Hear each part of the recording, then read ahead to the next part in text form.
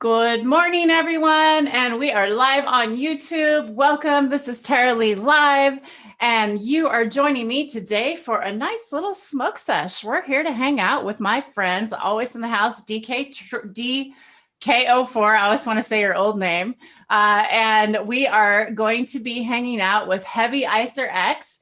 He's going to be chatting us up and filling us in on his bubble. He's been doing bubble already this year. I'm so excited to chat with him some more.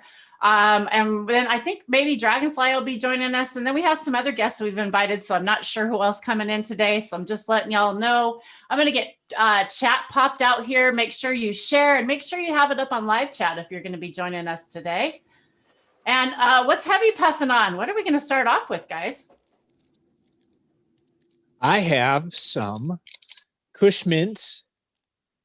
This is a 104 micron. 104 to 119 micron. And it's really tasty. Looks lovely. Yeah, that looks amazing. Oh, yum, yum, yum.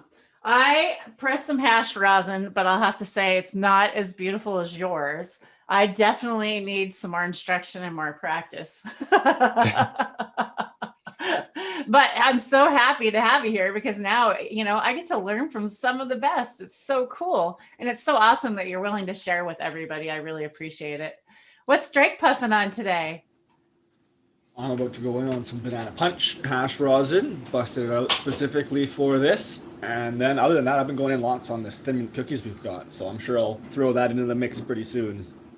Fantastic. I grabbed the papaya pie. I'm going to go in on that this morning. This is what I can get at my local dispensary. This is not what I pressed. My press did not look this pretty, but this is amazing. A nice cultivar. And it's very nice. I like to shout these guys out in Washington for the dispensaries because they're finally getting their act together and they're getting amazing solventless product out here for us medical patients and at a good price. These are under 50 bucks, so right around 40 bucks right now, even with our 34% sales tax. So I think that's a pretty good savings, especially for how long and how much work it is to take and make rosin and grow the cultivar and all that. They do deserve a fairly good price. I wouldn't want to sell mine for super cheap either. I'm sure Heavy feels the same way. If he put all the time into growing and all this, you know, you're not going to just give it away. Yeah, I mean, that's about the price point that I have to make my bare minimum. So that's a good deal. Yeah. Yeah. Well, welcome everybody in chat. What's everybody puffing on? Make sure you say hello to one another. We got Red River joining us out there. We got Bingo Lombardi as always. Thanks for being here, Bingo. And Drake, you can chat today, apparently. That's awesome. I always want to say CBD voter, not CBC voter. I don't know why. But I think just because CBD sounds regular, it's on my mind.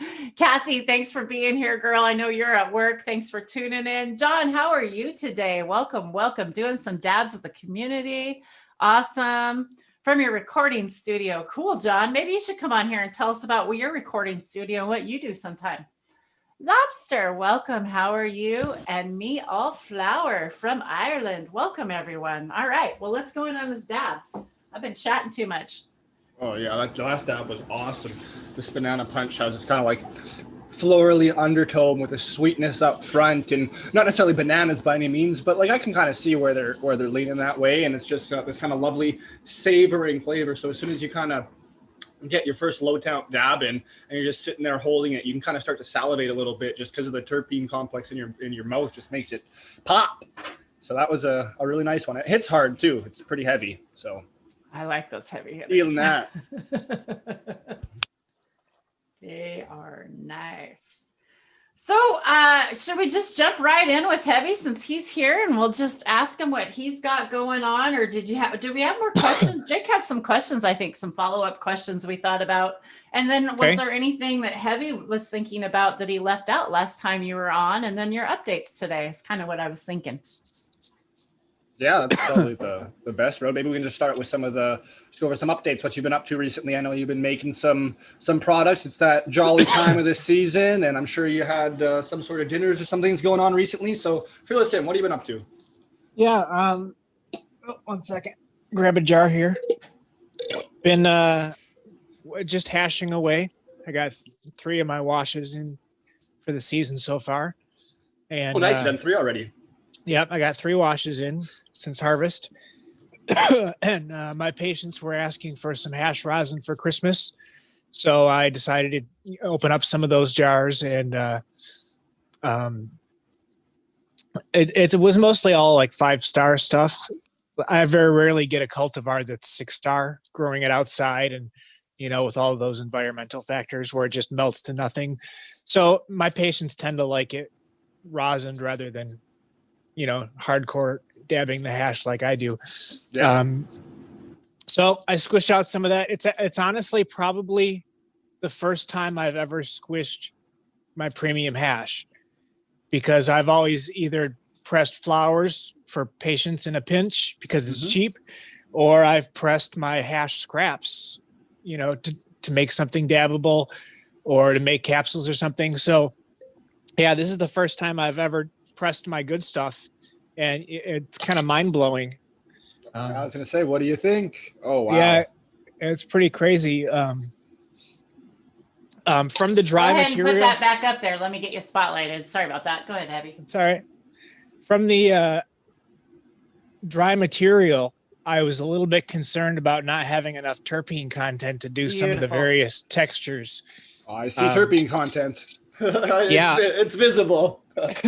They turned out great though. They remind me a lot of like, if you've done the THCA isolation and you've had the really hard, crunchy piece of THCA, and you've used what do they call it? A mortar and pestle, and broken it back down into powder. Okay. It reminds me of if you put a little bit of terpenes back in there and you just made paste out of it. That's about the texture that it is. So it's kind of like, it's not quite a sauce, or it's a little thicker than butter even, I would say, but it's not crumble. Of So course. I'm the last really dab here, but it looked very similar to this, but just a little bit more juicy and nice. And the hash rosins have that very interesting, like you kind of nailed it, the way of describing that profile or the consistency. Yeah. It's just kind of like a stiff butter with enough terpenes to give you an idea of the profile. I'm downplaying. I shouldn't say enough of. It's got lots of terpenes, but I don't know. For me, I like it when there's this ratio of terpenes to cannabinoids, because you can have your nail a little hotter without having a burnt taste as much. And I kind of like the heavier or the hotter hitting dabs. So for me, this is exactly what I needed. Cool. I'm right with you there. And I'm sure that has to correlate with pain a little bit, right? I can take 5, 6, 7 low temp dabs, and it's nice and you get a stone, but it doesn't like pinpoint the specific areas for myself that flared up. So those big ones where you kind of cough a little generally do the trick. And then go ahead, Tara.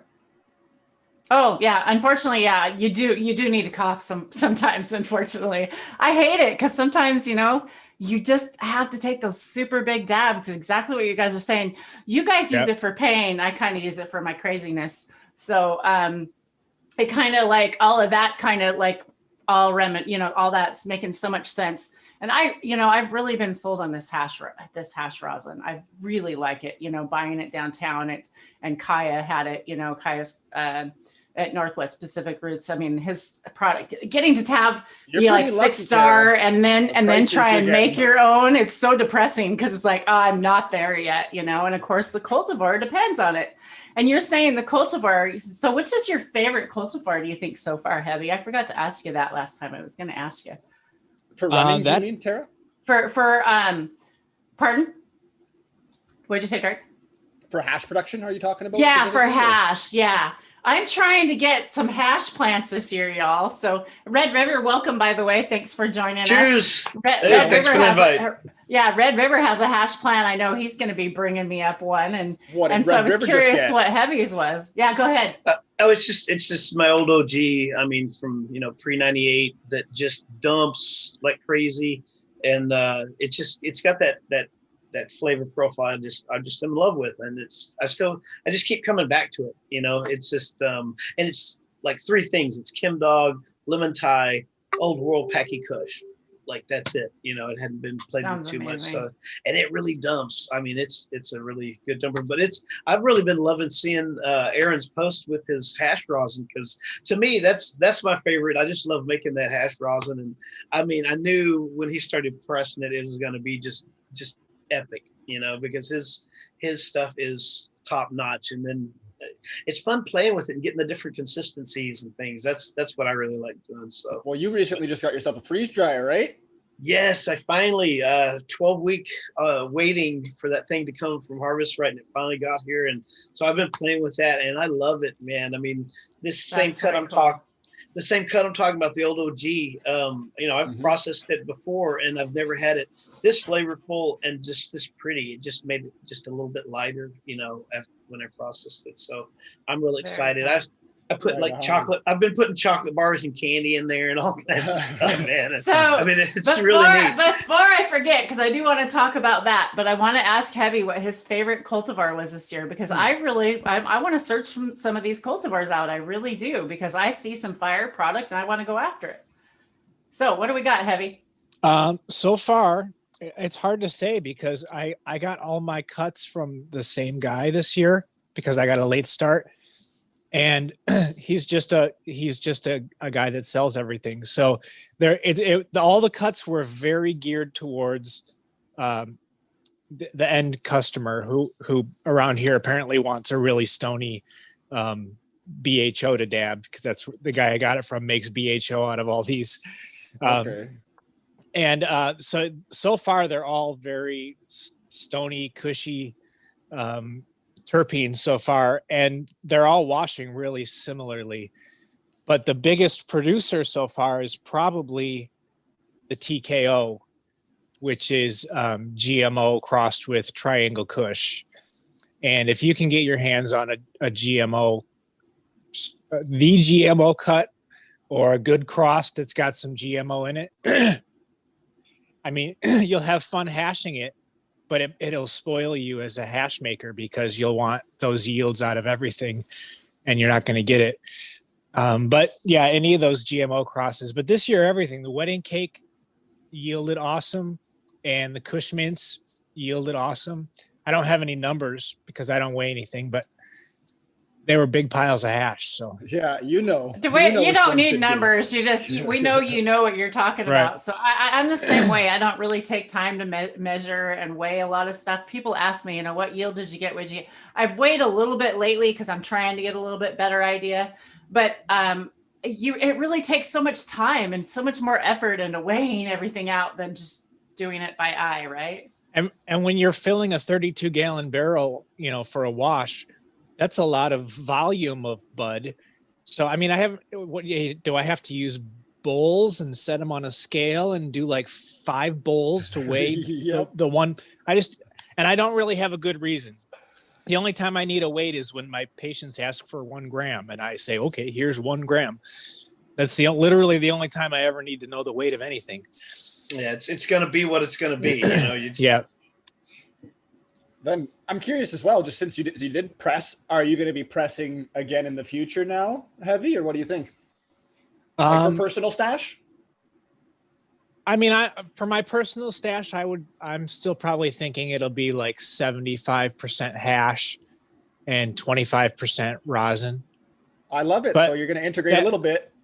Yeah, the hash percentage may go down a little bit too, just because the rosin is so much more convenient, you know, for cleaning the nail and stuff like that. So it makes sense when you're out on a hike or you have a battery operated rig on a hike or something like that, and you don't want to clean out all the, you know, crusty trichome heads out of the bowl and all that kind of stuff. So it's a convenience thing. Yeah, of course. Cool. Well, right on. That's neat to hear. And yeah, the products just looked awesome.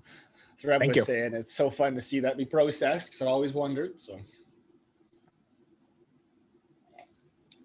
Red, you touched on candies on the freeze dryer. So I just got to ask quick, what's your favorite one out of everything you've played with so far? The Skittles, I think, are the favorite so far. Nice. Yeah. And what did they do when you freeze dried them? Well, they kind of puff up with air and they kind of explode a little bit, but they get super light. And sometimes like a little stream of the stuff will squirt out and make like a little mushroom sprout looking thing, and so Yeah. they're fun. And then the next would be the Milky Ways. Man, they just went crazy. They like, I guess the caramel in there and the nougat just totally honeycombed and spread out. And so when you pick it up, it's super light, and you eat it. It's just like eating air, nearly like the lightest Cheeto, but it's caramel and nougat. It's like really good. But I think I'm gonna have fun making some. I also want to do some ice cream. I haven't done the ice cream yet, so that's next on the list of doing some Red, ice cream. where are they at? Do you have them right there? You can show us. Oh, Or did you eat them all? He's already? like, I ate You probably that ate them already. already. I think I ate. Match. I might have one left. I'll go look. I might have one left. Seriously, you ever- ate them all? Well, not Oh, just you had me. friends I over. was, Okay, I was getting a sharing. little worried. Somebody really got a piece of one somewhere besides me. I'll be right back. worried. Oh my gosh, that's so funny. Oh my gosh. Oh geez. Yeah, I can't believe I didn't have any idea that you put candy in the freeze dryer. It's so cool. So I'm super interested. I would like to get a freeze dryer someday. I would like to do also vegetables and fruits and other things for my garden. So it's not just for hash is what I want to do. There goes Heavy. He's going in. Going in. Woo. Nice. Yeah, I'll line up another one too. What's everyone Yeah. No, lining I up got in chat? 30 more seconds.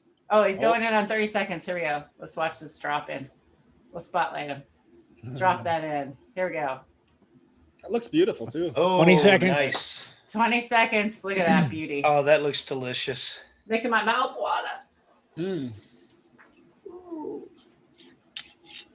Nom, nom, nom. So hopefully everyone out there is watching, and you're getting your rigs ready, your dabs ready, your joints ready, your edibles, whatever you got, and we can all jump in because can't wait to Heck watch yeah. it go. Ooh, look at that. There we go. Oh, beautiful.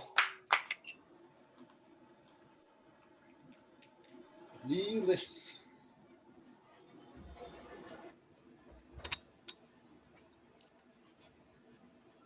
Beautiful. All right. Well, cheers, everyone. I hope you're having a happy, happy high day out there, y'all.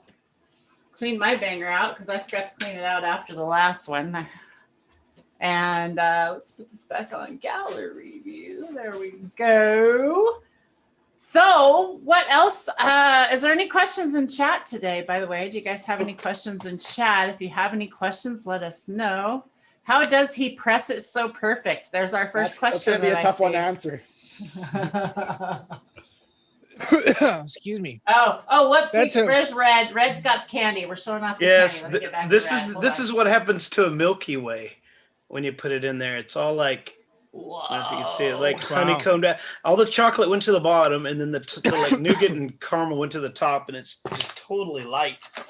And So it like it separated the marshmallow. Or yeah, does it Milky was- Way have caramel already This on the is- top of it? I don't know what Milky Ways even have on it. It's like caramel and nougat maybe or something like that. There's no marshmallow in that one. But here's the Oh, it's not? Skittle. Look at the Okay. Skittle. This is all weird. It's like a So little weird. Let me spotlight you again. Hold on. Spotlight. little mushroom. See, they Mushroom expl- Skittle. Yeah, they get like all big and expanded, and the center comes out, and the center's like it's light and crunchy. But it's not chewy. It's like really good. So weird. Yeah, So bizarre. I'm gonna do ice cream next. That's and then I'm gonna do some more hash. Oh my gosh. Okay. Enough of the candy talk. Now we're back to we all have the munchies. Yeah. My job Okay. is done. Yeah, there you go, Red. The candy man. I call him the candy man. He's awesome. I have to show So, some okay, freeze-dried fruit next. Yeah. Go ahead, Heavy. What they want to know how you press it so perfect. Okay. So I just take a piece of paper. Usually I have like a ton of scrap paper from the hash drying. I just save all that for pressing out my individual dabs, and then I don't have to waste any paper. So I've just got, I make like a V like this, and I just dump some hash in there, and I fold over one side so it can't go anywhere, and I get it all in the corner like that. Kind of tap it so it's all there, and then I have a hair straightener, like from the old rosin days. For this, I have a little 1/2-inch one that works really well. I think they even make like little novelty hair straighteners. I mean, they're not novelty, but they're like, for women to put in their purse or something. They're small, maybe even battery operated would be awesome. But they have little small ones, and you like clamp it on. I clamp it on my hand, and I turn the power on. And then as soon as it feels like it's the same temperature as my hand, I turn the power off. And then I just sit here and I go like this. And you can kind of feel it melting. And you just kind of do that a couple times until it's really thin. Because there's a V, it doesn't quite make flat.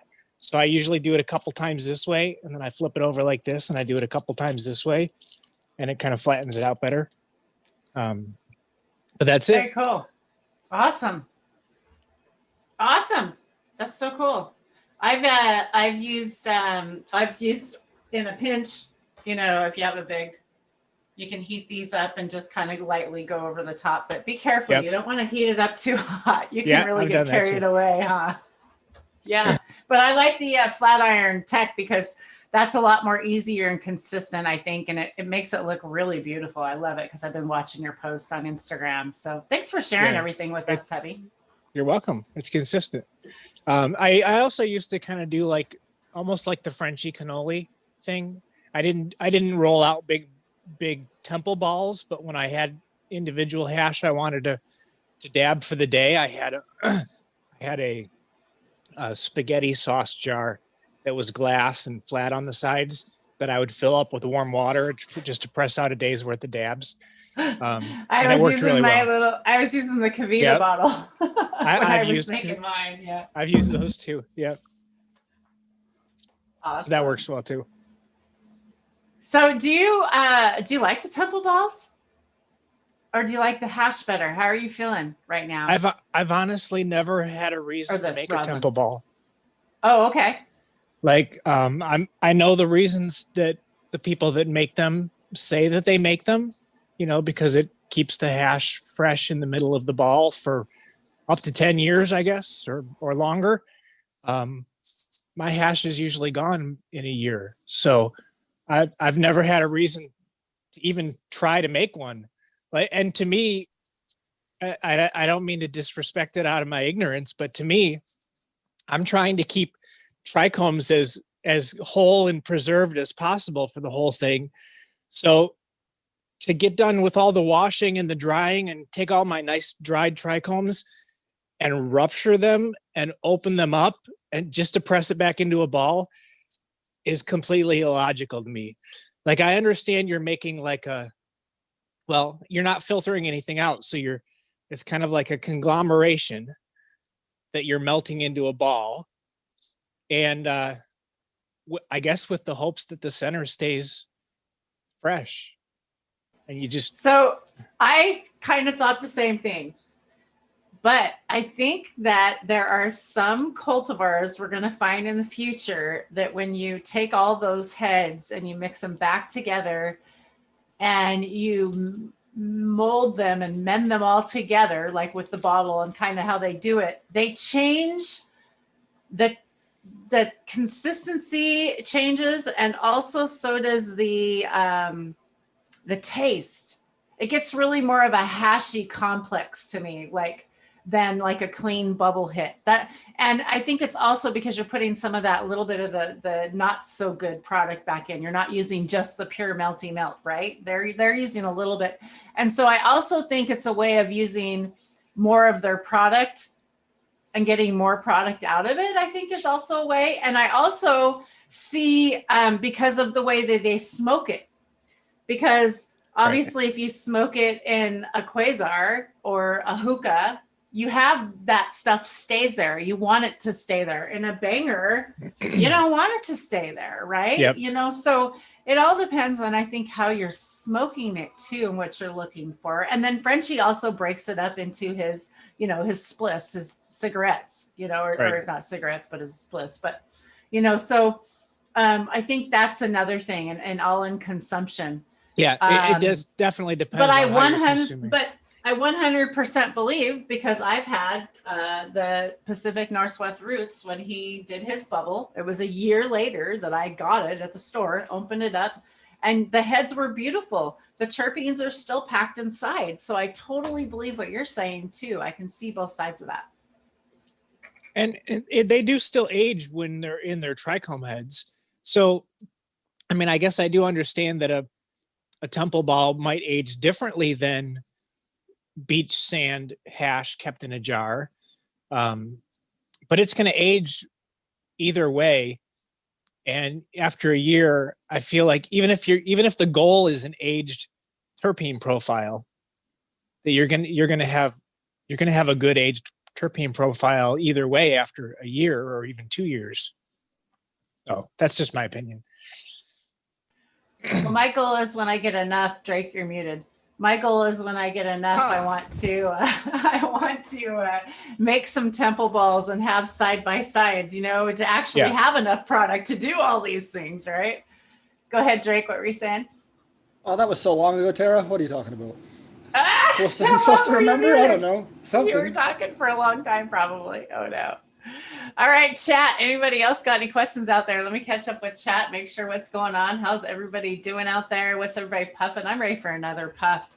Heavy. So, Drake, do you want to take away another question, or does Heavy want to go on with something, or where are we at? Oh, that's what I was going to touch on. I think I've heard some people talking about the temple balls just in the same regards to like aging wine, right? So then when you get a big enough one, you can have the wax hard enough on the outside, then it kind of can cure on the inside in the same regards. So like, there'll be the 50 and the 20, the 40-year cure, and it's got more of like a specialty thing and something that's so unknown that I'm generally on your side, Heavy, where it's like, I don't know, time equals degradation generally for the most part. Right. I understand it's a bit different with wine specifically and things like that, where you can have these new compounds that are formed just from the interactions over the time and the pressure and fermenting, so on and so forth.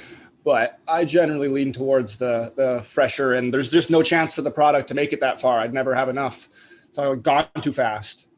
Mm-hmm. But yeah, that's my only little tidbit on that. So.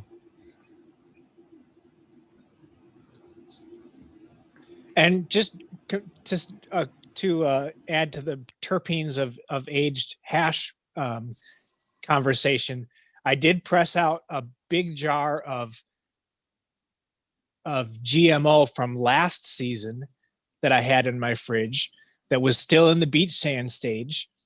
And it was definitely a different terpene profile than it was a year ago. But it was still awesome.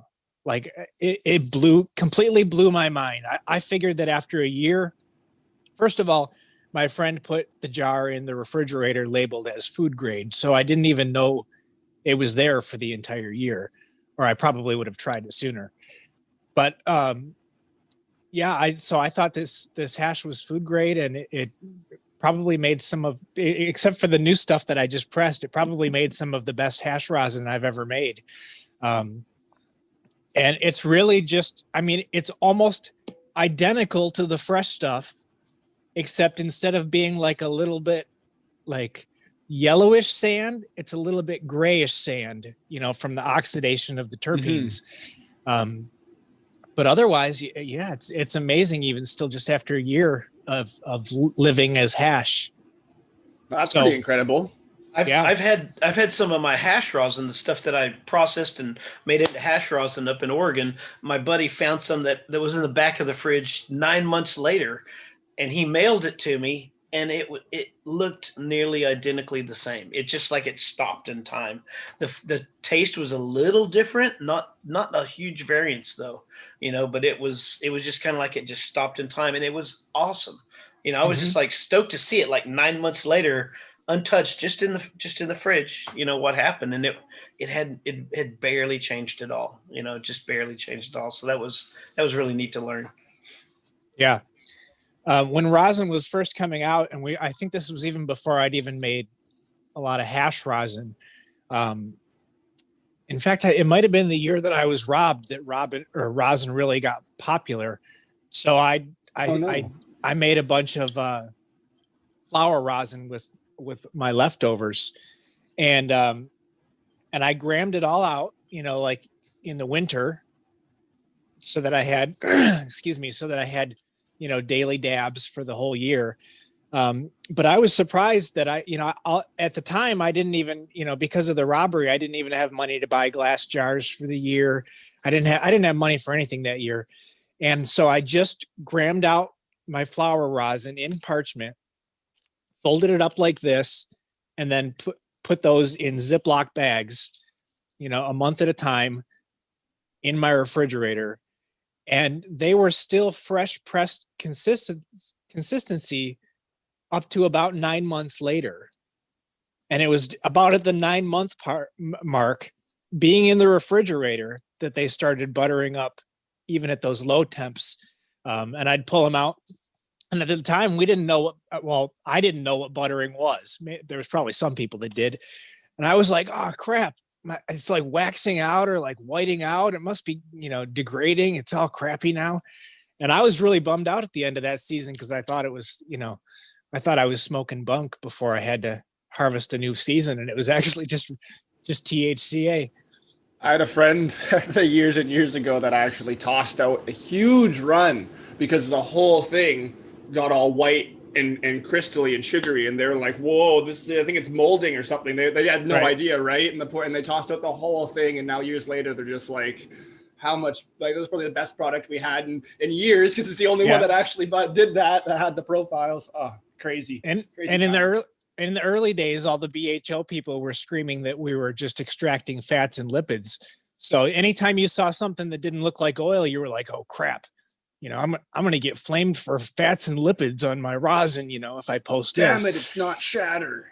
Right. Oh man, I just have this memory of an old friend of mine who's been growing and blasting forever, and he was like, "This stuff is ruining. That's not good. You can't smoke that stuff. That's not good for you." And I was like, "Man, I don't know. It seems like it's pretty clean. Feels pretty good." Yeah. Well, Dragonfly says they have a holiday company, but they're going to hopefully try and come on at 11 o'clock. So we're looking forward to seeing them hopefully around 11 o'clock.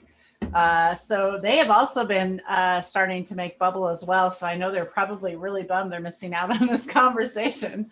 Heavy's going in for another one. All right. There will be more. Let's do it. Let's have another. I want another. Rosin this time. What, are you guys trying to keep up with me or what? Oh, nice. No, I don't need to keep up. I've been talking too much. I can't keep up. Tara's just trying to keep up with herself. Yeah. I didn't actually wake up early enough to dab before we came on the show a lot, so I had to take. Oh, I have a chicken in here, y'all. She had like 4 dabs before we came on the show, by the way. Surprised she hasn't been like going off at me. I'm sure she'll tune in. She I knew I heard her once. No, is it Gertie? Is the chicken named Gertie or something? What's the chicken's name? No, Kathy calls her Fertile Myrtle. Fertile Myrtle, okay. Or Infertile Myrtle. Yeah, that's what yeah, exactly. Oh, poor chicken. Y'all want to see my chicken? I'll bring my chicken over here after I take this down. I had a chicken that lived in this building with me for a while when I was building it. So I like chickens. She started to talk. She can talk about it. She knows. She's like, wah, wah, wah, wah. Yeah. She hasn't laid her egg yet today. That's normally when she talks, is when she lays her egg. Right. So we'll see. Yeah. Egg song. We'll see. Okay, heating up for this dab. Yeah, my ducks are figuring out their first winter. They're dealing with it. They're doing all right, and they're still getting I have them quarantined to pretty well my little growing area for the next season. So far, they're just rooting up in the snow and still doing their business everywhere and spreading the fertilizer all over the place. It's awesome.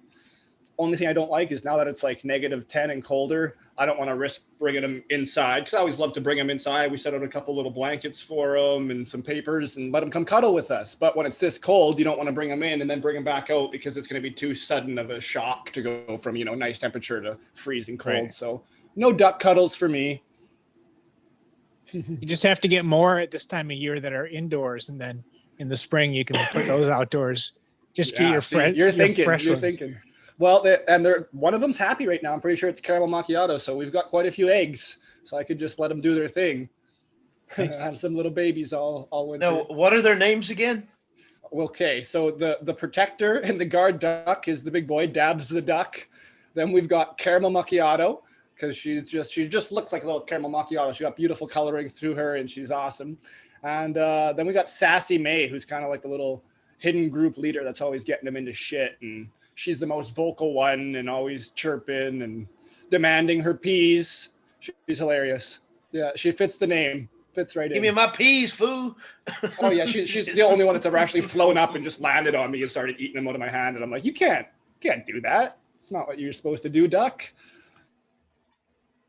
But anyways, sorry, chat. That's enough of my duck talk. You know how we are, us farmers that love the outdoors. It's usually hand in hand, right? We're trying to close loops. We love our animals. Just a crazy bunch of clackers. Yeah. Exactly. Who else has animals out there? Who's got animals in chat? Let's see who all has animals. Let's see our animal lovers. What kind of animals do we have in chat? Do we have any farmers out there? Let's see who we got. Yeah, is anyone else in town? Like I'm right just in the middle of the city here, essentially. I'm kind of on the outskirts, but I'm technically in town line, so we can have 3 female chickens or ducks, the way it works. But with the Muscovy ducks specifically, the male Muscovies are quieter than a female chicken, so you're pretty well good to go bylaw wise. Yeah, what's everyone doing? Where you at? And for yourselves on the panel here, Heavy and Red, what's our next runs going to be? What do we have lined up as far as hash goes? What are we thinking for processing? I've got the next right now I'm doing re-veg to kind of like secure the genetics of that old OG, but then after that I've got some nice beans coming up for the first of the year. Some this one's called Roid Rage. It's that one I was talking about. It's GMO crossed with Bruce Banner. Oh gosh, and then the other one is it's something OG Kush crossed with Skittles or something like that. But it sounds delicious. And then I've got some from Dojo, some of Stone Ninja seeds. I've got a Ninja Fruit and a Groovy Grove and a Lemon Squishy, and they just all sound delicious. Yeah, so. The Lemon Squishy, that name gets me every time. Yeah. Okay, y'all. Here's my chicken. Oh, there she is. There she is. She was quietly laying in there. She looks just like the chicken I had. Oh, yeah. It's okay. It's okay. Yeah, Oh, that's so funny. And hey, we had Christina pop in. So hello there, Christina. Hey, Christina. Excited to have you on. Cheers, lady. And I'm going to go put her back. Okay, well then, perfect. We'll lead into Heavy Ice. What are you going to be processing next? What's your next run? Are you thinking? For hashing, I'm trimming up some Sunday Driver right now that I'm hopefully going to wash tomorrow. And for the next grow run, I've got a bunch of Scapegoat genetics stuff in. And I'm horrible at remembering genetic names or things like that. But the one I'm really excited about is it's got blueberry cheesecake and wedding cake and his nom nom male in it. I know it's got all that stuff in it. It sounds delicious. That's gonna have a nice doughy profile. I'm excited for, a little bit of funky cheesecake and just a little bit of fruit. Usually I don't like fruit, but blueberry and cheesecake sounds really good. So, and with the dough backing, with the wedding cakes and stuff like that. Sunday Driver I heard is excellent for PTSD.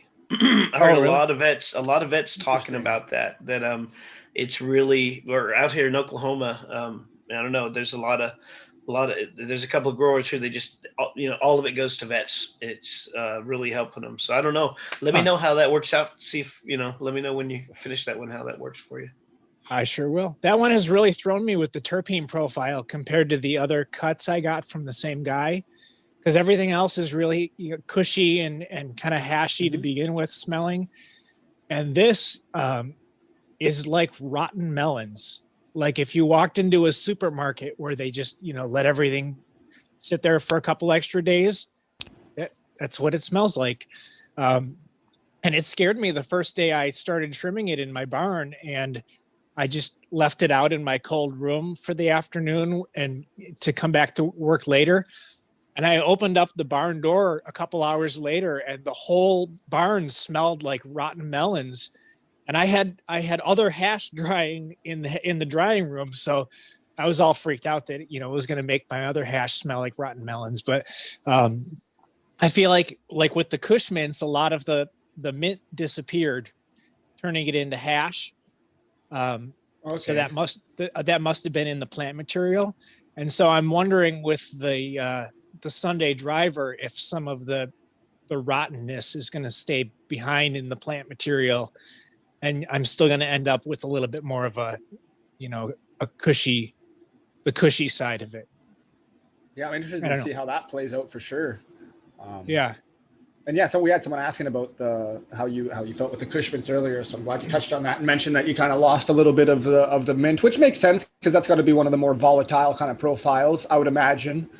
I'm starting to wonder if all the terpenes are manufactured in the trichomes. We know that, but when we hash it mechanically, there's a lot of trichome types that we leave behind in the plant material. The ones that are flat up against the leaf surface or flat up against the bud surface.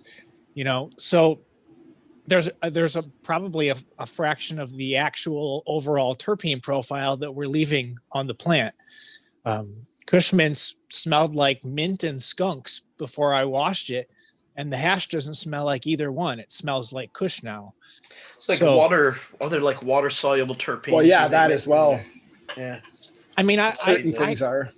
I feel like that's got to be playing such a small role, especially in my situation, because my water is almost turning into ice. It's that cold. So that's, even if I'm washing a water soluble strain, it's dissolving those terpenes at a very slow rate. Just like if you make iced tea with super cold water compared to if you make it with hot water, you dissolve those things a lot faster with warmer temperature than you do with colder temperature. So I really think it's a matter of leaving behind terpenes in the other trichome types. Does the water smell? Does the water transfer that mint smell? Like the wash water. I honestly didn't notice. Yeah. Yeah. Because my wash water, it smells so good. It's like, oh my gosh, if there was and I know there's a way, steam distillation, I guess, is how you could capture some of those, but that's not my deal right now. But I'm like, I hate pouring that, in the dirt or in the soil, because it's like, oh, it smells so good. It's like, I wish I could just capture those smells and flavors out of there easily. And it smells even better if you ferment it. Yeah, I bet. It smells like cannabis sauerkraut. Oh my gosh. Yeah. That sounds crazy. Sounds really crazy. But the plants like it. Getting hungry. Yeah, again. I bet they do. Getting hungry, are you? Kind of the FPJ thing, right? A little bit, yeah. Yeah, kind of in a way. We It's got a little Dragonfly trying to connect here. Give him just a minute. Let him set up. Aloha. Hey. Aloha. Are you in Hawaii? Yeah. In my heart. We all are. Good morning. Good morning. Definitely. Welcome, Josh. So you already nice know to see Heavy. you all. Have you met Heavy Icer X yet? I can't remember if you guys have met yet. Just not in person, but for a really, really long time, we've seen each other online. So that's what I can say. Yep. And so I have a lot of respect and love. Big up Michigan. Thank you What very do we much. know? Tara Lee at it again, making people meet. Yeah. Definitely. And I've been using your products for a long time and watching you guys. So I've learned a lot from you as well. Nice one. The feeling is mutual. Good one. So what's happening in Michigan today? Just getting ready to make some more hash this afternoon, trimming up some bud. That's about it. What variety will you wash today? Probably already went over this, but I didn't hear that part. It's all right. I'm trimming up a Sunday driver for a wash tomorrow. So it smells like rotten melons in my barn. Oh, okay. No shit. The Sunday driver is definitely potent. Yeah, it's a really crazy smell. They had a grow off of the Sunday. Totally. The Oregon grow off, was it last year? I think was the Sunday driver. So everyone in the grow off grew the Sunday driver, and then it was really interesting just to to see how all the different flavors turned out and stuff. So nice one. Yep. Were you guys talking about chickens? I had my chicken. I brought my chicken on, and I told everybody in chat if they had animals or whatever they had. I'd love to hear if anybody has any animals just to say out and chat what they got. Yeah, you guys have chickens up there. Yes, Fertile Myrtle made an appearance. Yeah, I have a chicken in here that's she's a little bit egg bound. So she has to have a little bit of special attention. I have to feed her a little bit of special, nutrients and minerals. It's kind of like, one of those specialty plants, those special cultivars that you got to take special care of. And so I think she knows that she gets like all this attention when she comes in here. So I think she does it on purpose. I don't know. Yeah, there you go. She's a smart chicken. Yeah, there you go. But yeah, we were just talking about Awesome. heavy icer. He was. Oh, go ahead. Sorry, Josh. Go ahead. No, I'm listening. No, go ahead. I'm listening. I like chickens. That's all. It's amazing to me that our chickens live in our chicken coop without heat all winter. Fuck. I was just talking about that and how that since it's so cold here now, I can't be bringing the ducks inside every evening to cuddle anymore because it's too cold to have the temperature swings. But as far as just staying outside, they couldn't care less. I have a little heat lamp for them. If I turn it on, they get as far away from it as possible. Rather, because I think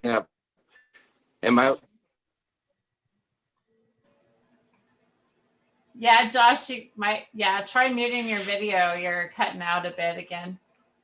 That's horrible. Our internet really sucks.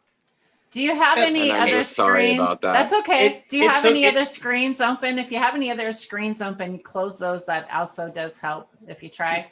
Usually more wonderful, intense the place you're at is, the less the internet connection works. Have you noticed that? There you go. Yeah. I think like that's in the by design. forest. That's a good thing. Yeah. But if you, I noticed you moved your computer though too, and when you move it, it could have done it too. Wow, this is not going to work. This is so bad. I can hear you now. Well, to be fair, if you just leave your video off, which we will deal with for you guys, no problem. You're coming in crystal clear. If you can hear us, fine. Our internet is so. Hey, we can hear that. It's not that bad. Yeah, we got you. No. Oh, bummer. Okay, well, we'll give him a minute. Maybe they're gonna try and reconnect here. Yes. Let's take a dab. There you go. Take a dab. Time for a dab. Yeah. Yeah. Damn Squanch is up there jumping up and down on the internet cables again in Canada. Yeah, those damn squanches. Oh my gosh. We got 3 Canadians on up there. They're overloading the system. Yeah, That's right. Our internet's fighting it out. You get 4 and that's it, right? Yeah. 2 Canadians, I mean, sorry. I'm sure there's another one. It's definitely a problem. I can hear you now. That's got to be frustrating, we hear man. you good. Yeah, we can hear you. Okay. Well, it is true. We live really, really far away in the mountains, and that's just the truth, So it's lucky we have any internet. For all these years we lived up here with no internet, and that was awesome. We played a lot of guitar, a lot of music. We talked to each other for longer than 2 seconds at a time, and we had an attention span. It was like a thing of the past. It was called an attention span. And we used to be able to have long-term conversations. It was super different. It was awesome. But sad every and true. moment, I'm really playing, but it is true. It is true. So I'm smoking this Alien OG right now, and there's a guy named Josh Wax online from LA, and he gave us the Hog's Breath, the Alien OG, and the Glue Pig. Ooh. That sounds delicious. And my goodness, they're all fucking powerful. They're all very potent and amazing, and a huge amount of crystals. We grew this Bubba Kush the Whip this year, and I really don't know what the whip is, but it was one of those awesome seeds we got from some, family members. I think it was at the Northern California one, and incredible crystal content on that one. The whip. A lot of the whip. I've heard all sorts Which of is good kinda things about that hog's too, the hog's breath or just hog in general. Yep, and then he made the glue pig out of it, which is from the gorilla glue, and it's just it's got a really heavy OG flavor, but also like definitely really fuely, but kind of piney and uplifty. You know what I mean? With that, the OG is powerful, but up because it's got like the piney kind of little mix in there and stuff. So yeah. A lot of flavors this year. Incredible amounts of flavors. We had the best year ever for flavor, which is kind of like last year was the worst year and this year was the best year. What was your biggest hash producer, do you think? This year, we haven't made very much hash this year, any hash this year, because I've just been building every day, and since we do everything ourselves, and we don't like have crews and shit other than like close family that every once in a while helps us, but so you can only do what you can do. Basically, that's what it is. So we're kind of homestead. Well, our business, Dragonfly Earth Medicine, is like an entity of itself. We have one other family member we know down in Oregon who fulfills all that, but our farm life and all the products that we produce on the farm and all the building, it's just done by us. So we get it out when we can and stuff. But I'm really excited for it. I think that there was a banana dog shit. It was the Jesse Biovortex. What was it? It was a banana atomic dog. I think it might have been his maybe the one he created for George Clinton and with their atomic dog, because he was working on that and stuff. But anyway, it's amount of flavor. The banana part came out, how the banana's a good hasher. So I'm thinking you can tell when you put something in a jar and it just covers the whole jar with the outside with crystals. You're just like, oh shit. So yeah. And we had a lot of bear problems this year. So we had one freezer that got messed with by bears this winter or this fall. We had bears up in our business every single night for over a month. Really? And Every to the night. point, if we get chicken food and don't take it out of our car and leave the car open, the bear goes to the car, undoes the door, gets in the car, pulls out the bag and walks away with it. And you can't even barely tell the bears even touched the car. There's no scratches. There's nothing wrong with the upholstery. It literally takes a bear. Are you sure it's not Bigfoot? Is this like the inverse of what the fuck was her name? The little girl with the porridge. Now we got the bears coming back and stealing shit. Something like that, for sure. Insane. It is. We do live on the edge of the largest wilderness area in British Columbia. So we're right on the edge of a massive wilderness. So we do have areas on our land devoted to Sasquatch. So we do have, oversized benches, and we grow cantaloupe, when possible, because that enzyme in cantaloupe feeds the large people. That's incredible. I could tell you an interesting story if you were interested about We're interested. We love interesting stories. Okay. So before internet, we were down in a beach near us. We live on a very large lake, 100 kilometers long. And a native woman came up to us. Kelly was doing a lot of midwifery, and she said, you know what? Is your name Kelly? And we'd never met her, and it's obvious. I said this before. It was before internet. So it was back when, hearts were connected in different ways, And so this woman comes up, native woman. Don't see a lot of native people in our area. Other parts of British Columbia, you see a lot, but not in our area.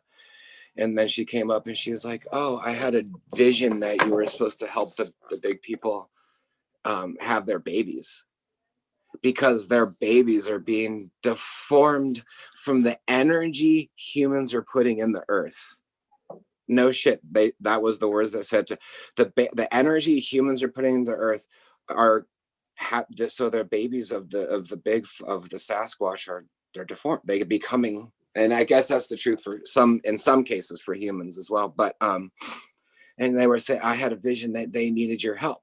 So Kelly just had this amazing, conversation with her, the big people. And honestly, like, we haven't visited like a big person camp to help with babies, but maybe energetically, we are, by upholding the space near the wilderness, So it was just a beautiful thing, because Kelly does midwifery. She does work with women. This woman had no idea, and we're connected to spirituality, to lore, to myth, to things that are beyond human recognition. There's so much on earth unexplainable. So we hold space for the unexplainable. And it was just a really good connection moment to mythology or whatever, legend. And, so we living on the edge of the wilderness can be as powerful as you allow it to be, so it's part of the energy that we hold on to when we're here. We're just like, oh, well, we're doing this farm, but we're living with animals, and then everything that we do here has to be right for them in order for it to be right for us. Yeah. And so, we're very careful about what we do here. And so that's, a story. We love it. Thank you for sharing. And then just the moral of it is you're respecting the property, respecting the earth and the environment, and providing, beneficial places for everything. It's incredible. And the mountains are filled with crystals, and we're drinking water from the earth. So, the potential, it's big, when we make hash, we wash it with living earth water, and then it goes back into the gardens with the leaf.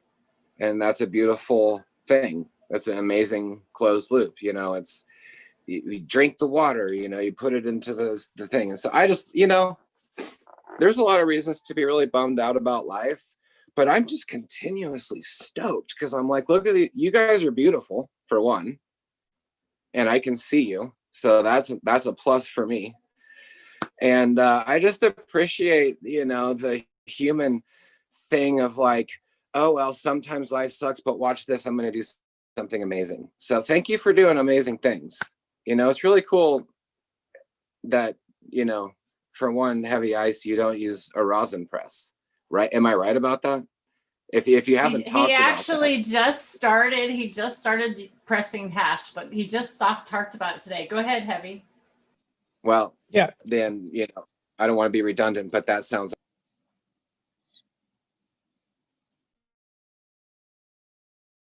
No, Heavy, go ahead. So he was just talking about pressing his hash rosin for the first time, and that. Josh, did you have a question for him? Go ahead, Heavy. I'm gonna let you talk, and then I'll let Dragonfly talk. Go ahead, Heavy.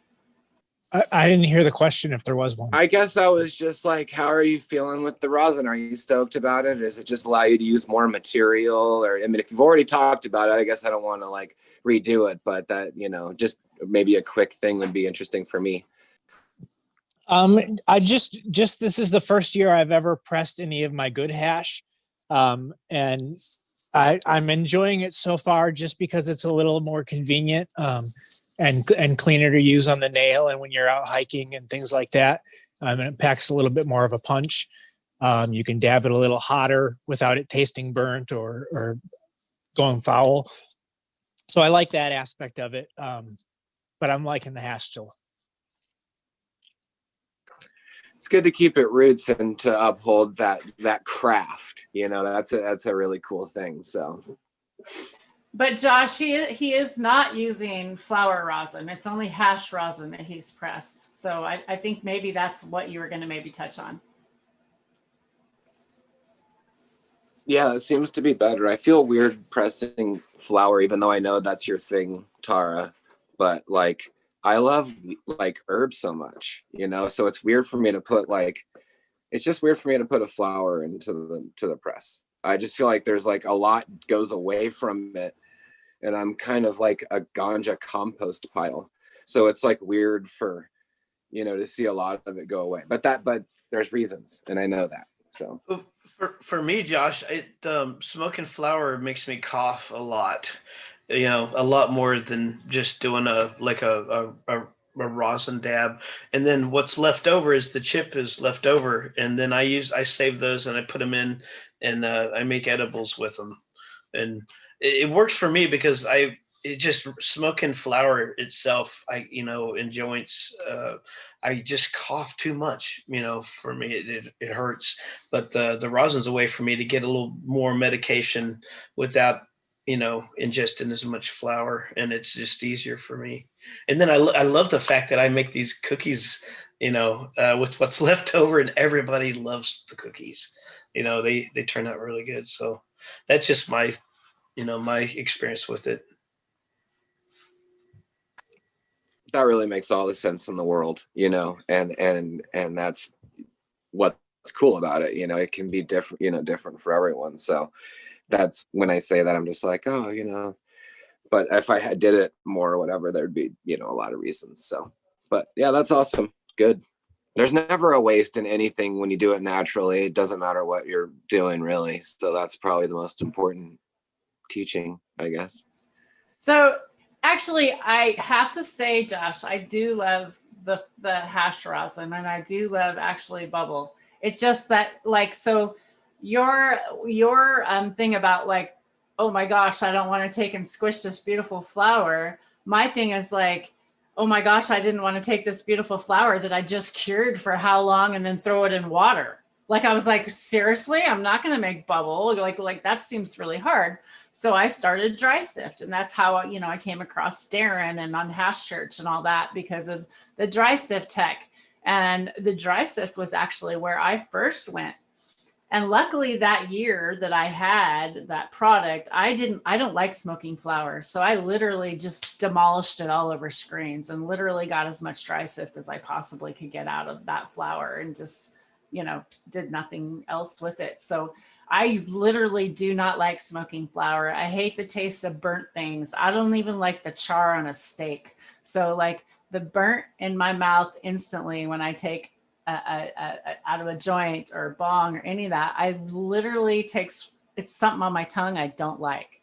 So thank gosh for concentrates. And I'm lucky that we have solventless products out there that I've been able to learn from everybody. And Heavy, thanks for being a good example for us all too.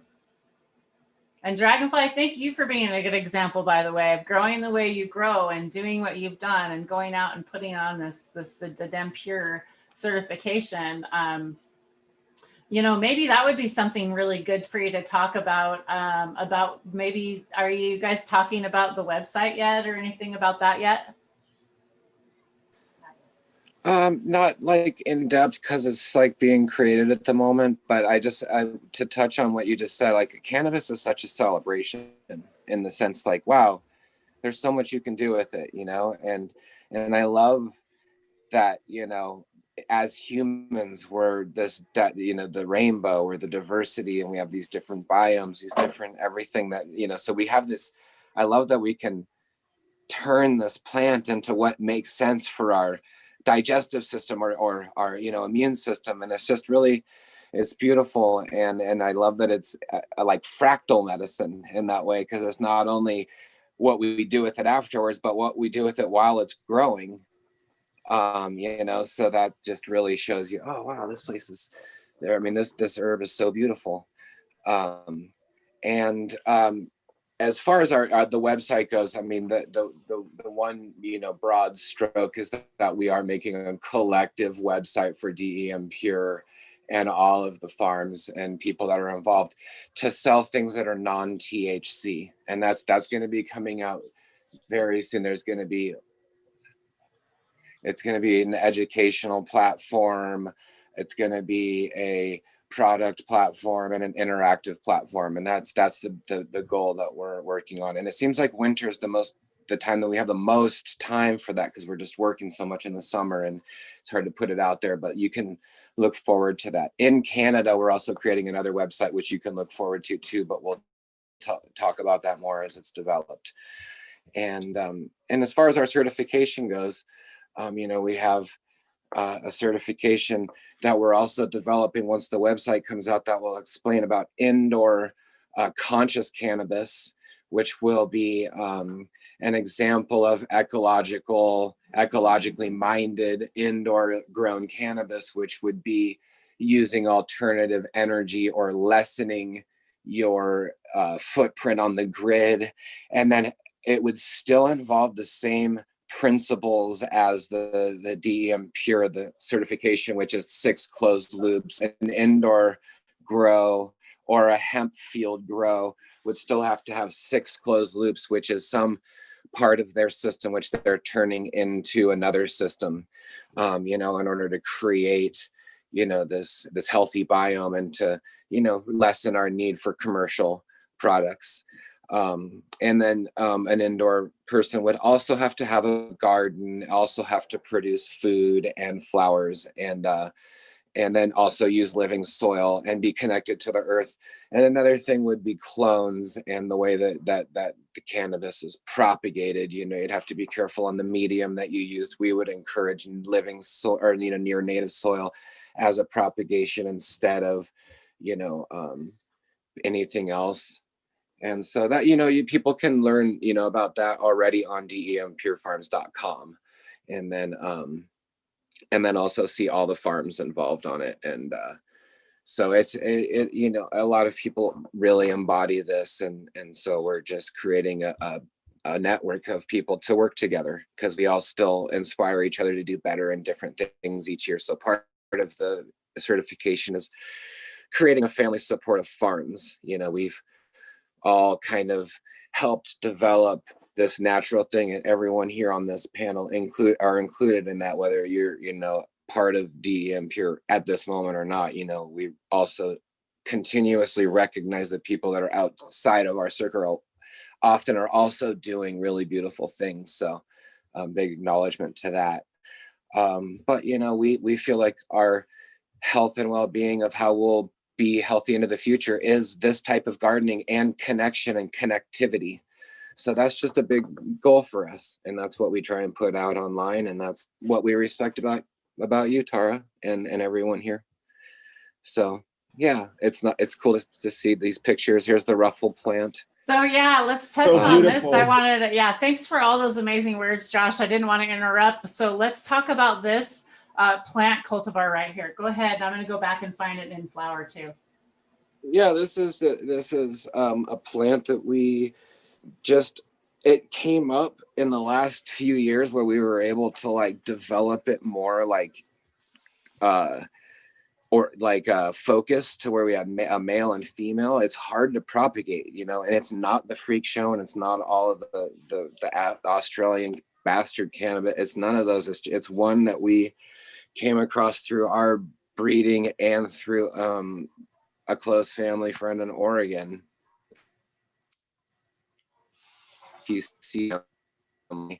And so this year that's the plant, and it has probably it probably has the most terpene profile of any of the plants on our property.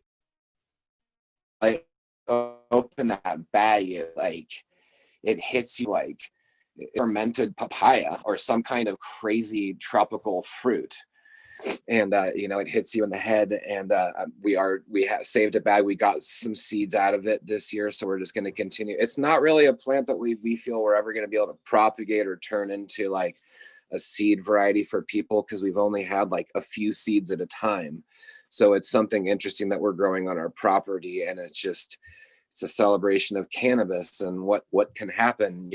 We've always grown hundreds and 1,000 seeds a year, since 1999 or whatever. So we just have come across a lot of plants. And so we've always bred, and it's more like that, you know, in this environment. And yeah, so it's, you know, we get a lot of plants. Here's eggplant, kale, lettuce on the left, maca up around the corner, tomatoes through the center, and then all those plants right there were planted in place. So those were direct sown, not planted in pots. And so you have to make sure that you're protected from mice and any kind of voles or shrews or anything like that when you direct sow, because you potentially could lose a lot of your little baby seeds, because the first 2 or 3 nodes that a plant grows up are like viciously edible for varmints. So they eat a lot of plants. So we were protective of that. So yeah, the flowers, it's important to have. Those flowers are so beautiful. What are those pink, those ones with the multi-petals? You guys put those in the seeds, and I planted them this year, and they were amazing. These pink ones and the melon colored ones. So that right there, those are zinnias, and zinnias have lots of different forms. So you could get lots of different types. There's also calendula mixed in that picture, as well as cosmos and marigolds. That's basically what you're seeing there. They're the white ones are a white cosmos. And, beautiful. You know, we just believe in having a huge buffer between each cannabis zone, and even having cannabis in that. And it just balances out the environment. And that's, you know, that's the beauty. And then you can make all the medicine. Let's touch on this beautiful, amazing building you're building here. Look at that, you guys. They're doing this all by hand. Yeah, so that's beautiful. You know, incredible creation. That was we originally timber framed, and then we live near a mill and have the ability to get wood, you know, that's rough sawn. So all around the outside is all rough sawn 2x6. It's incredibly solid building, and the internal frame is timber framed. The external part is bolted onto the outside, and it will be a shop downstairs and a living space upstairs. And, you know, it'll be a clean shop, one that's crafts are clean or whatnot, you know, not like motorized things or things that off gas or smell bad. So yeah, it's just a step-by-step you can see up our land from there, like this right here. That's all our greenhouses and all of our gardens. And then if you look all the way up, there's an amazing wilderness there and stuff. So, you know, give thanks that the goddess showed us this place and we were able to create a life here, because we're feeling really blessed right now. That is beautiful. Worked really hard. Yeah, the one thing we brought from the outside was concrete for the slab from a truck, because it's hard to get a slab super milky by hand, you know, and in a large space. So we ordered one large truck. All the outside you can see is concrete created by hand, which is not a big deal, but it's a concrete mixer. And then for the walls, you can do, like, instead of insulation for the walls, you can take sawdust, clay, and water, and put sawdust, clay, and water in a concrete mixer and mix it like concrete, but then pack the walls with it. Like we're not going to do that on this building. We're going to use like a rock wool insulation, but like for a smaller building where you wanted to do it more earth style, you can pack the walls with this sawdust, clay, water slurry, and you can take the forms off like the next day, and it's a super hard wall. And then you could put a coating on the outside. Those are polypores from birch. That's a artist conch, and that's the Ganoderma lycorishi. That's a Ganoderma applanatum. And it's nice to get mushrooms off birch, because birch is probably the most medicinal tree in the forest because of the betulinic acid that pulses behind the bark. And Heavy Ice knows this because you live near birch, but when you see a birch tree fall in the forest, the whole entire tree will disintegrate on the inside, but the bark will be left there as if it's untouched, because there's like an amazing amount of longevity enzymes and stuff in the bark. So using that bark in your medicine is really powerful for longevity enzymes. A lot of people don't use bark, but you know, like that mushroom is like an extension of bark and cambium juice from the tree, and the tree lives hundreds, maybe 1,000 years. Cannabis roots, who doesn't want to use cannabis roots in their medicine? People value putting their cannabis roots back in the soil. That's really important. Some cannabis roots can be pulled up and used together in your medicine. Tinctures, for example, decoctions, good for roots. But I really appreciate everyone. I feel like I'm talking a good amount. Well, you're supposed to be. That's why you're here. Exactly. So, Yeah, we're all learning, man. You're sharing knowledge. This is great. This is awesome. yeah, we talked to Heavy for the first hour. Now you're in the second hour, and we're but Heavy's definitely here because you guys have been making bubble, and I wanted you guys to have that bubble conversation also and be able to bounce those off. But the those conchs back there now. Did you you were naming all the different conchs? Do you use actually all conchs? Or all conchs edible? That's new to me. In our forest, we're really aware of all of our polypores, and we happen to have a really beautiful array of different polypores. Most, and not all, but most of the tree polypores, and an oyster is not a polypore. An oyster mushroom grows on trees, but it's gilled.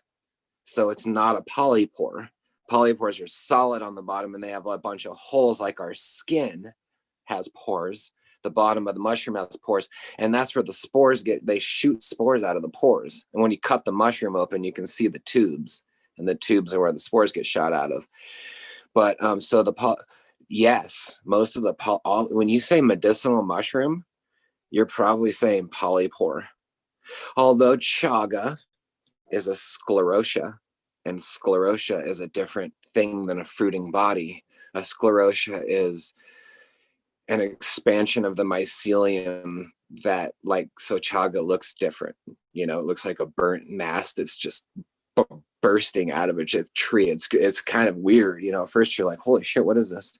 And then when you see survivalists, they burn it, you know, for tinder, because it's like an easy thing to keep coals. But then you're like, oh shit, why do you want to burn that one? It's like a life-saving technique. But then people burn it, like natives traditionally burnt it in the teepee, and different polypores burn. So burning those in your house can be a way to purify the air, similar to incense. So burning polypores is healthy.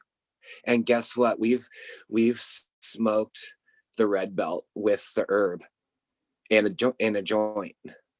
So like you can dry out the polypore, and if you put some of them, like the red belt, in a Vitamix, and you turn the Vitamix on, it'll turn it into like almost like wool or something weird. It doesn't like chip, it like frays. And so you can use that, you can smoke it. Try smoking half polypore, half ganja sometime. Like get your polypore, dry it out. If you slice it when it's wet, you can make those really nice little slices, and you can dry it in the sun on your window. It will accumulate vitamin D from the sun, which is healthy for us in the winter. And then we can use those wafer chunks in anything that we're cooking, just a little bit here and there. You can also make tea out of it, of course, but you can smoke it too. So I think it's do everything. Hell yeah. So, Diversity. That means dab time. Heavy, do you have any questions for Dragonfly today? I'm going to let you guys chat it up a little bit. If you got any, go ahead. Questions. I don't know. I mean, the thing that just reminded me, was following that Ruffle cannabis this last season. You were growing it that Tara was showing on your Instagram, and that really fascinated me this year. You haven't had a chance to hash that yet, I assume, or are you going to hash that? No, we might, because we only got, like, we had 6 plants of it this year and probably got 3/4 of a pound total. So right now we got we're definitely gonna hash some of it for sure. It'll be like a little small batch, and we'll definitely do some kind of, information about that, or thing to show like how it comes out and stuff. And Cool. It would be really cool if we got enough to where we could share it with people and stuff too, like the seed or whatever of it. But yeah, it's phenomenal how intense the terpenes are, which you wouldn't expect. You'd think, oh, the plant's already pretty, Right? Why does it have to? But not to say, but still, you're just like, wow, this thing is amazing. It doesn't grow big. It's a small plant. It's probably never gonna, for us, it doesn't get above our waist. It's very small. I don't know what it would be, as we start crossing it maybe back into other varieties. It'd be cool to see, how it reacts in that way. Right.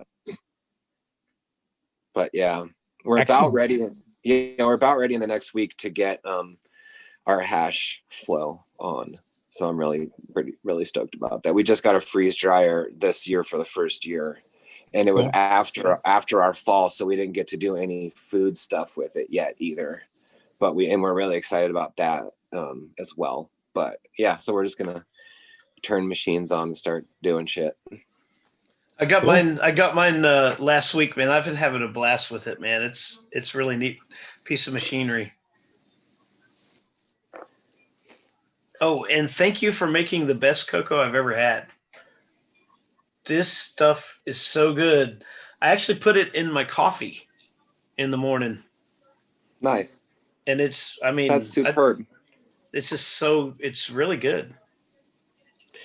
We called it cocoa with OA instead of AO, like cacao, because we wanted it to be like, for that time when someone was just like, oh, I want cocoa, and they wouldn't know that they were getting chaga, reishi, and cordyceps, and potentially, if it's herbal, they would be getting nettles and alfalfa. We wanted someone and maybe the average person to fall in love with it, and then all of a sudden realize, like, having that awakening moment of, oh shit, what is chaga, Sneaking that good stuff in.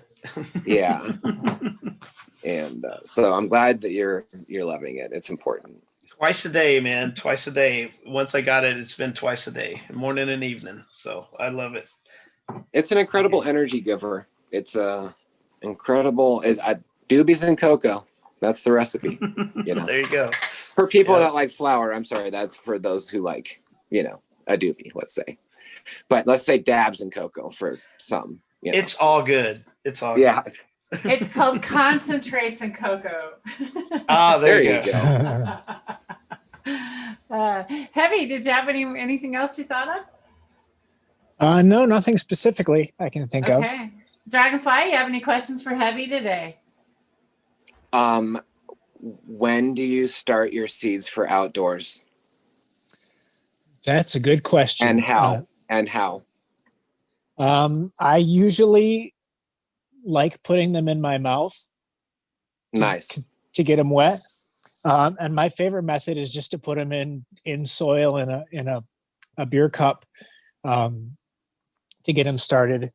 I didn't get to do any last year because of COVID, and my grow space wasn't confirmed until really late. So I just got some clones that I could get my hands on. But so it's going to be interesting taking a year off and seeing if I still have those germinating abilities. But I usually just like putting them in my mouth and putting them in soil. And actually, I did start some seeds last year, and what surprised me is that when I didn't have the grow space confirmed, I was being really stubborn, and I had a couple planters full of living soil, and I said, well, okay, if I can't use the property, I own the soil in the planters. And so when it was still snowing out, I put seeds in my planters, and they all sprouted on nights where we had snow and it was below freezing. So that was my big seed revelation last year. So this year I will be starting probably almost exclusively seeds, and I'm going to be doing so in my barn when it's still below freezing. So we'll see how that goes. That's super smart. And seeds are a whole different being than clones. Everyone's all bringing the clones out. When is it's magical? You have to do it just right and stuff. You're like, yeah, but check it. Like seeds come up when it even if it's warm in the day and freezing at night, you know. So yeah, and that's where we talked about this last time, was a little bit like catching that perfect window, you know, where the roots never get bound and they're able to grow with the natural light. So we can start seeds under and with no lighting in our greenhouses on April 1st. And that's for our, you know, 50 degrees north, like, you know, it's a little northern here and stuff, but April 1st is like a go ahead for us outdoors, natural. Maybe April 20th, and that's magic, you know, funny. That's awesome. But it's awesome. Yeah. My big issue is that I always have to do it indoors because I don't have a greenhouse. So and in my option, I either have a bedroom, which I could have a noisy grow tent in, which isn't really an option for me anymore because I like sleeping. Or I can do it where make my hash in my barn. So I'll probably start them as soon as I get done hashing last year's crop, which may be as soon as, you know, early March this year. Oh, cool. I would love to have 3-foot plants to put outside when like June 1st rolls around. That would be awesome. It does make big plants. We talked about that again last week, and it's fun to do that. And then sometimes they get even bigger, and then you're like, oh, yeah, how do I transplant this thing when it gets like bigger than you thought, you know? Or some plants grow tall or whatever. But yeah, that's sweet. Yeah, one of my first seasons, I started 20-gallon pots inside in my bedroom, like in January, because I was prepping for an outdoor, and I think it might have been my first outdoor, and I had no idea how hard it was going to be to transplant those big 20-gallon pots into the ground, dig holes that big. So yeah, I usually try to put little tiny pots in the ground now as early as possible. You almost have to let those big plants get a little root bound so that when you pull them out of the 20-gallon pot, they don't just fall apart, you know, into the hole or whatnot, you know. And really, I haven't quite figured out in my head how you train a 3-foot plant in a pot that's going to eventually end up in the ground with, you know, some horizontal trellis holding things up. I kind of, when they're in pots, I just kind of leave them alone and I don't really do any training or trimming or anything. But then when they're in the ground, I kind of go nuts to spread them out, you know, to get lots of tops. So have you heard of the Kyle Cushman chiropractic tech? No. Check it out, because you actually take it and you actually snap it like a chiropractor, you know, snaps your bones. And it like pops. You actually like kind of make the outside skin like slide. And totally. Super cropping. Okay, so if you do that, like if you do that up like a whole branch, it will support itself. It's crazy weird. So you can. It feels so wrong. It does. I'm gonna snap this in half, but then it gets strong and it. And I can tell you that if you're growing a seed outside, like we're talking about, and it's a different thing than a clone inside. For example, if you're going to top a seed plant, like 3-4 nodes, the stalk is so huge, it just feels weird. Like you start to top it, and all of a sudden there's a hole in the stalk. You're like, oh shit, you know, this is not the same as topping a clone. You know, it's totally different. And then if you go so we had some people on our farm twist the tops, right? Because they were just like, oh, you twist the top, it adds growth hormones and stuff. And they twisted the top of a bunch of plants that were about 5 feet tall. And it did, but it also made a hole in the stalk. And they were like, oh, so depending on the plant that you're growing, sometimes with seeds especially, you have such a gnarly main meristem stalk going up that you kind of can't mess with that too much. You can bend it a lot more successfully if it's not, you know, a land race. certain varieties, if you bend them, definitely, we did this with a Northern Thai, it hermed the 3 days after we bent it over because of that weird stress. But that's not common for, I'd say the bulk of the hybrid strains that we're growing are pretty vigorous and whatnot and stuff. So, you know, to train a seed plant, it's you do it as young as possible, I think, and bend it around. And rather than, I'd say, you know, and then it's like not what I say as opposed to what someone else say, but bending over breaking. Yeah, You can I like that. Just bend over and just hold it down with a little hook, and the branches will pop straight up sideways. So you can just bend each plant a different way if you're in a bed. And I don't know, just a thought. Very interesting. I love all these conversations because I love everybody openly talking about their way of ideas and stuff. So thanks everybody for sharing today. Any final closing thoughts? Because I do know that you guys are going to be coming back on next Sunday, but we do have, let me look at the I'd like to say something for okay, go ahead, Red. For D420K. Bong rip. We There haven't you done a go. bong rip. There I you go. saw him put it in chat. He said it, bong rip mother. I don't ever like to say it because that's his thing, you know. Right. And he did say it in chat. I missed it. Awesome, Darren. Darren says he was just waking up. Wake and bake. Hey. Yeah. Hey, I really appreciate you guys. I'm gonna head out and do a few things. Lots of love and respect. Good to finally I'm having meet you. a hit right now. Thank you so much for coming you on. too. All right, we'll have a hit with You us. guys Maybe let's try and unmute your camera for a minute. Let's try it. 1 second. Well, I'll stay muted and let you say. Thanks for sharing, Josh. Thanks for sharing. Okay, hang on 1 sec. Oh, yeah.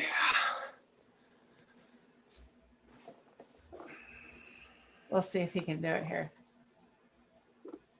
At least say hi and Probably cheer. better that I kept the camera off, but just kidding. Well, that's okay. We like to see your happy face.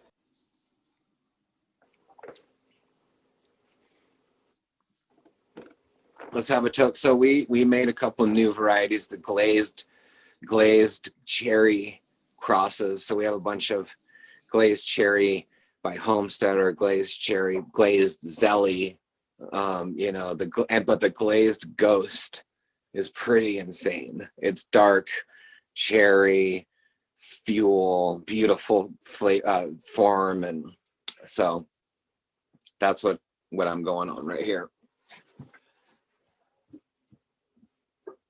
Beautiful.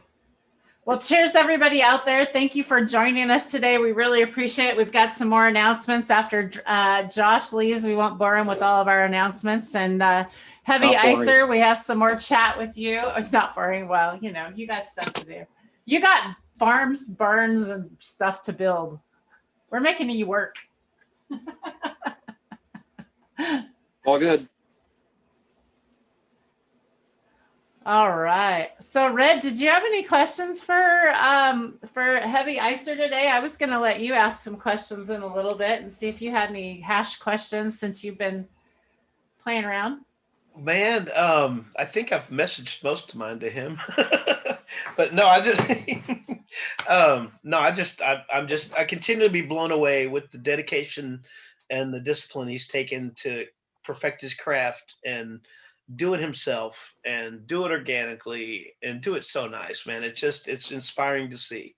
So I just want to, you know, and play music, right? I mean, there you go. The man's a musician. Yeah.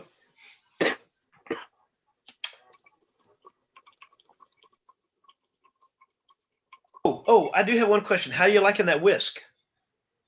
The new, you got a new whisk, I think, instead of the paddle. The whisk is awesome. Awesome. But the whisk does not like leaves. So last year, my big revelation was that you can just wash your material without doing a whole lot of trimming, and it's awesome. It saves a whole lot of time. Unfortunately, the whisk doesn't like leaves. It gets gummed up really quick. So I'm finding myself trimming leaves off again, but not quite as dramatically as I had to in the past. Like I'm not trimming them like finished buds. I'm just basically knocking the tips off the leaves so it doesn't get stuck in the whisk. Okay. They get caught inside the ball, I guess, or Yeah, they get caught in the ball. And then the benefit of the whisk to me is that you're moving the material without moving the water with it.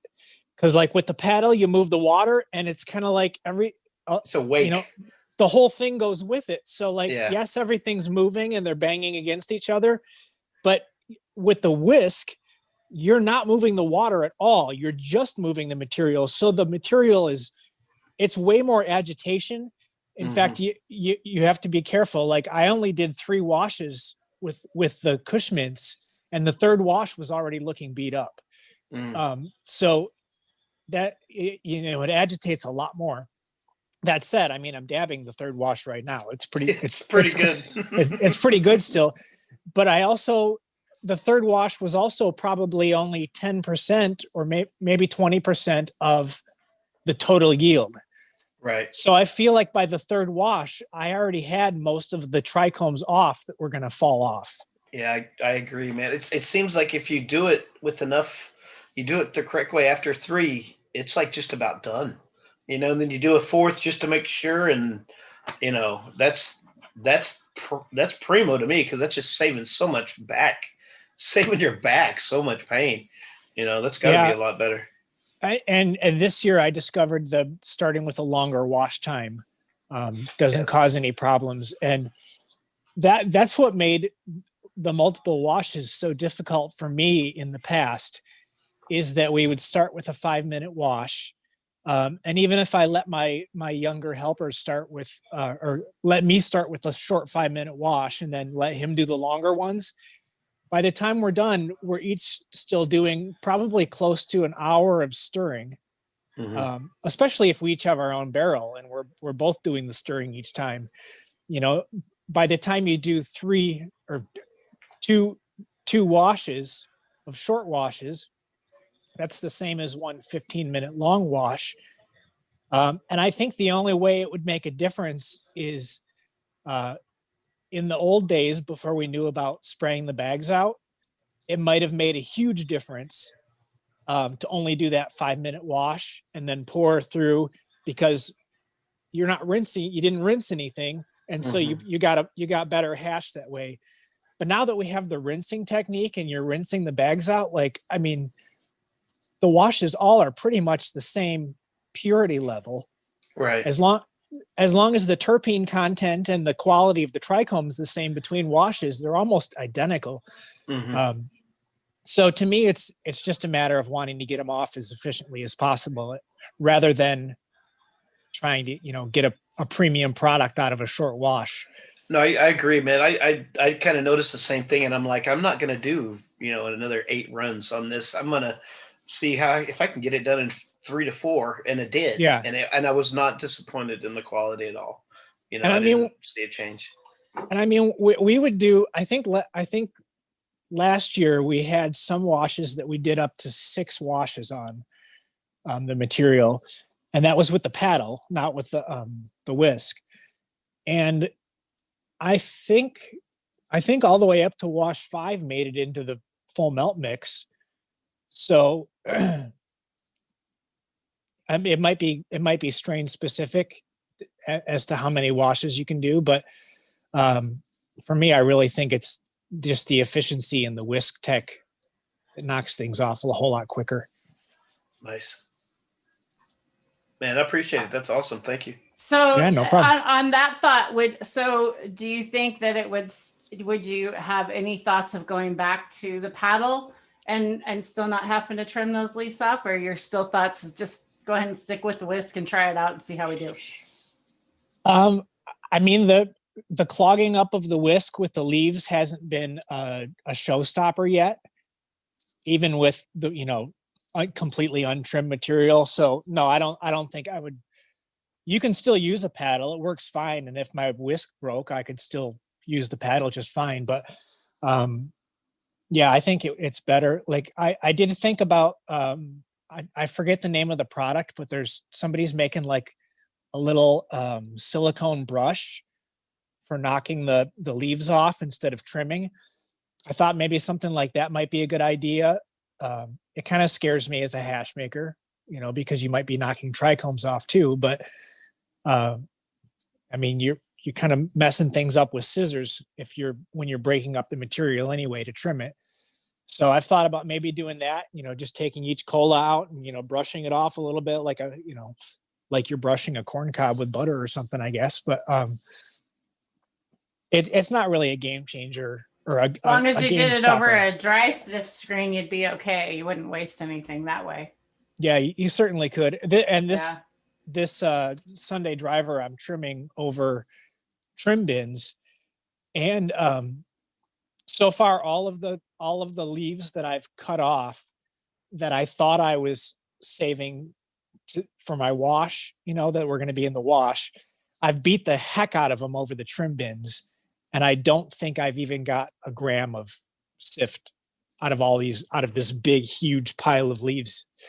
So it's nice that I'm taking them out of the wash, because it means I can get more trichomes in my wash. um, I don't know. It's I guess it's going to end up probably being a personal preference as to whether you want to, or whether I want to sit and trim, because it basically takes me a day to trim up enough material for a wash. So if I want to spend one extra day to trim it up, then I can probably fit more material in my wash the next day and, have bigger yields and, have a happier day. So, but, I've also learned that if I don't feel like trimming it, I can just throw it in there and slop it around and I'll be happy. Yeah, it's nice to have that option. Thanks for sharing that today. Because I'm just getting into making this bubble, and we have a question in chat. Someone says, hand stirring versus the machine. Well, I haven't done enough of that to be able to answer that question, because I've just started doing the hand stirring. So far, I'm going to go back to the small wash machine for a little bit till I get the tech down. Just because I have some lower back problems right now, and pulling the bigger bags and stuff for me isn't my thing. I'm so new to bubble wash. I'm sure if I had a system down, it would be a little bit different. So do one of you guys want to talk about that question, machine versus the stir? I can. Red, I you're can. muted, or whatever. Red mutes himself and then he talks, so just let him know. Guilty. No, I was gonna say. I mean, it just depends on like your situation. Like you said, if you can do it by hand, what I've seen people do by hand has been just just the best. Unless you can spend $30,000 on some really nice stainless steel equipment, man, I don't know. I just think you can get there on your own, simply and properly. That's the key. And I mean, we got proof. Aaron's work. I mean, the heavy icer, he's doing it every day. So the proof's in the pudding. You can do it either way, but man, it's just so nice to see that anybody can do this with simple tools, not a lot of overhead, and you can produce some quality medicine. It's up to you and what you want to do with it. And I mean, the machine works great. To me, the machine beats it up a little bit, but I don't have a $30,000 stainless steel machine. I've got the $80 Panda, little plastic one. So, but it works and it makes good medicine. It's just what you're after, I think. So it's personal choice. So funny. Our next comment in chat is a large batch or industrial dough mixer. I know Red River has experience with that. Go ahead, Red. Well, when you're on the road, when you're on the road and you got to do what you got to do, man, you get creative. And so yeah, I was on the road and Buddy had a industrial Hobart mixer, and I went, I wonder. And I tried it, and it worked friggin' awesome. I put the little stir paddle on there and put it on the slowest setting, and it didn't beat it up. I mean, it was like actually really good, really super clean stuff came out of it. So it's not set in stone. Just do whatever you can do with what you got. but yeah, that was a time when I had a lot, I had a lot of material to process, and I looked around, I saw this stainless steel kitchen, and went, hey, I bet that thing will work, and it sure did. So don't be afraid to try. Yeah. Maybe I need to go rent a commercial kitchen and try it out. Makes me want to go try it out now, Red.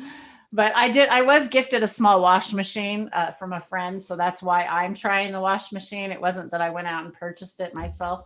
Drake, did you have any questions to add in here today? You've been pretty quiet. No, I think we've hit on everything so far. Okay.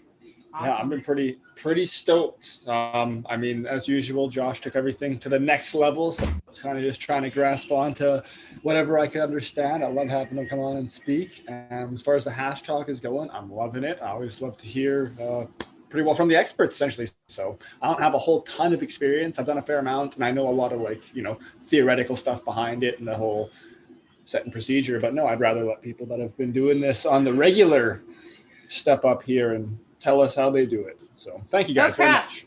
I just saw that Darren wanted in. He said he'll jump in for a rip. So Darren, get your butt in here. There we go, bong rip. We'll get him a rip. So before he jumps in here, Heavy, did you have any final thoughts today? Well, I did want to comment about the washing machines. Okay, go for it, please. I basically agree with Red about all the comments that he made. If that's the only way that you can do it, if that's where your mobility is at the moment, then you shouldn't feel bad about having to use a washing machine at all. But really, I feel like it's the professional machines that are the stainless steel big ones that really do like a job that's the equivalent of a hand stir with the material. So just, probably you might want to do short washes with your washing machine. And I would also suggest maybe taking it apart if it still has the ribbed hoses on all of the internals and the drain. Yeah, my husband, actually, we took it all apart. I did a live on that, and we took it apart and put the nice big hose with a drain on it and everything. So luckily I did that right. Difference in I used a bag last time I tried it out. Would you put the bag in there, or would you put loose material? So I've done it both ways, and I preferred doing it without a bag, but that might be machine specific, and it might be specific to how fast that thing on the bottom spins everything. Because in my case, what I discovered is even working in my freezing barn with ice water in there, I'd put the bag in there with my herb. It would spin for 5 minutes, and it was like the trichomes smeared on the inside of the bag, and then nothing else got out.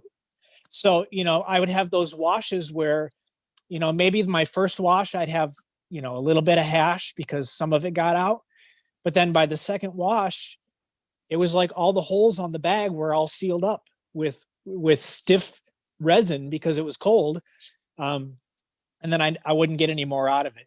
So I went bagless after that, and it's a real pain in the butt to clean the machine after you wash bagless, because you pretty much have to rinse it out like crazy with super cold water to rinse any trichomes or plant material out.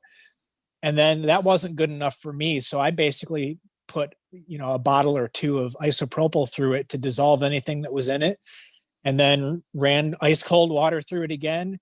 Sometimes I'd freak out and, fill it with hot water then and soap and get it all soapy clean and rinse it with cold water again. So to me, it was a lot of work to use a machine for maybe not as much effort as it was saving, because my issue is a back problem too.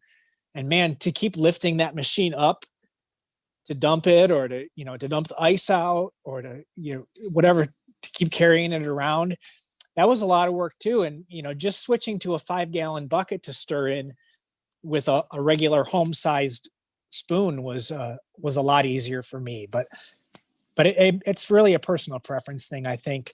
Well, I appreciate you saying that because I really, I'm trying to figure out what way to go. Like, and I appreciate someone that tells me that has this experience, and I do trust you. I really do trust you. So I am going to consider that because that was the thing. I didn't want to have to clean out the whole wash machine, and dump all the product out. That's why I used the bag, but it Yeah. was still, you're right, hosing that all out. It was a lot of work. So Yeah. yeah, God, now I'm thinking twice. Yeah. Wow. And in my case, I only have running water in my barn in the summer because everything freezes. So Yeah. so for me, I would have to make my hash in my barn. And because of being disabled for 12 years, I live on my parents' property, and I have to carry my washing machine to my parents' house and rinse it all out in their laundry room.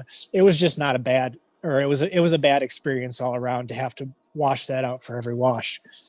Whereas with just using the buckets, I have bottled water that gets delivered here, and when everything's ice cold, you just rinse everything out with ice cold water and you're done. That's pretty much it. Awesome. Awesome. Well, any more final thoughts for you then today? Make sure everybody go check you out on Instagram, by the way. What's And the any ideal more product? groups? But oh, sorry. Any more groups that you also want to be followed on and checked out on? And go ahead and shout out your forums if you want to talk about that. And then Drake had a question. Go ahead. No, not really. I'm just kind of me on Instagram. If you want to learn more about all the solventless stuff and you're on Facebook, I admin all of Bubbleman's groups on Facebook.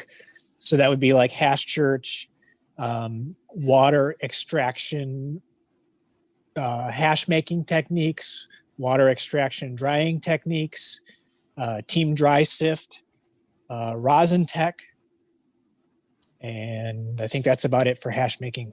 So you can come hang out there and talk with all the other crazy hash makers. Right on. Well, yeah, we'll be sure to make sure everyone check them out there. I think I follow pretty much all of those because there's just little good tidbits that are coming out constantly. And but Drake, the did you last have a question I question? had, Go yeah, ahead. the last question I had was just, what product would you like to work with ideally? I think we touched on this before, but if you had, any product to work with in the world, it would be dried for how long, cured, not cured, how long for, and what's it's probably cultivar specific, but go ahead. Boy, it's hard to say just because when you only do one crop a year, there's always things that I want to try. The big thing that I want to try next season is I want to try to do, I think it's Rackham has been talking about it the most.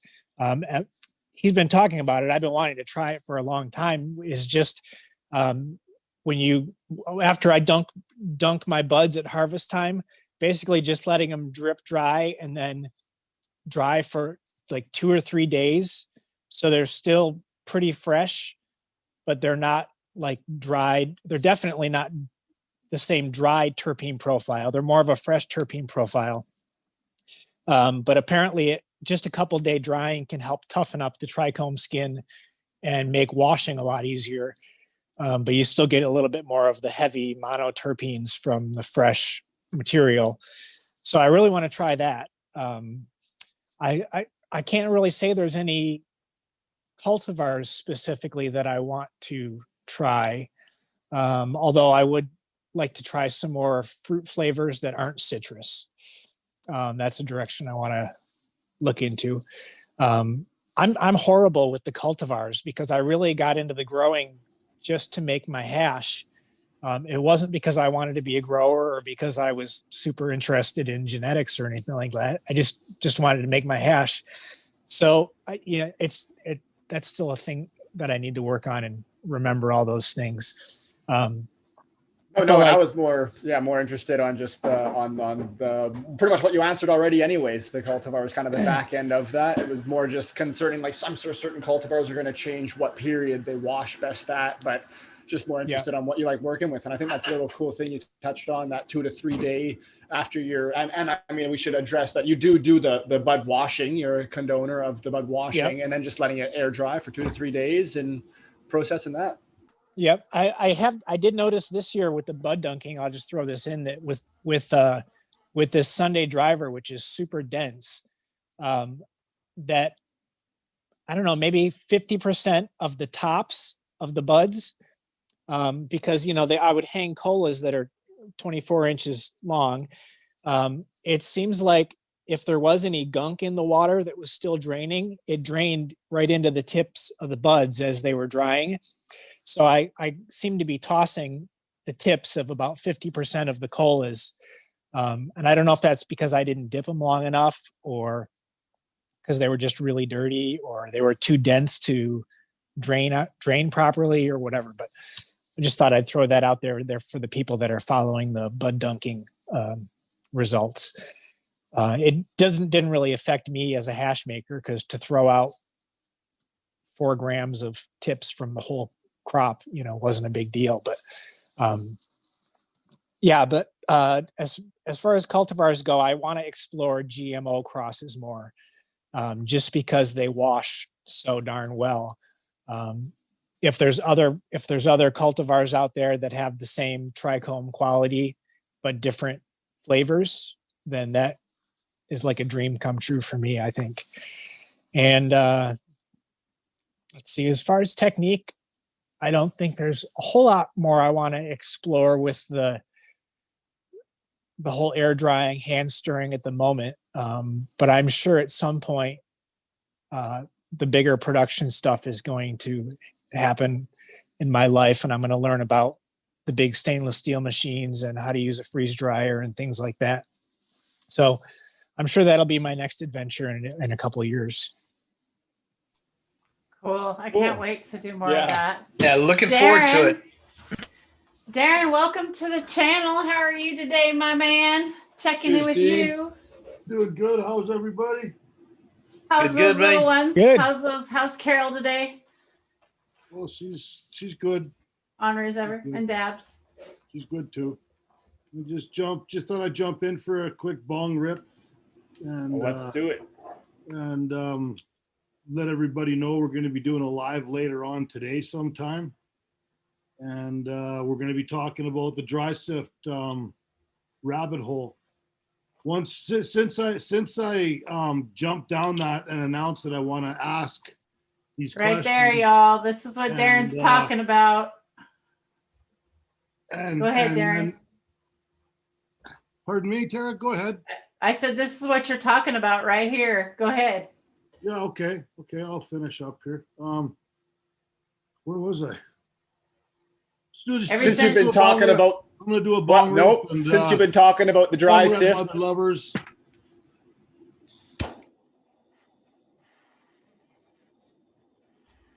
You don't have to push my rubber arm. Darren says once he's been talking, people have been talking about this dry sift. Darren did a onesie party the other night. We were all on, and Darren opened the jar and talked about doing this dry sift thing. So heck yeah, I'm ready to heat this up and take a rip with everybody. Welcome everybody. Thanks for tuning in out there. Bingo's happy to see Darren jumping in chat. He's wanted to say bong rip all day with you. He's been saying it. I think we've got a lot of interest on the fucking sift, is what that was coming down to. We've got we've stirred a lot of the loins out there. People want some sift.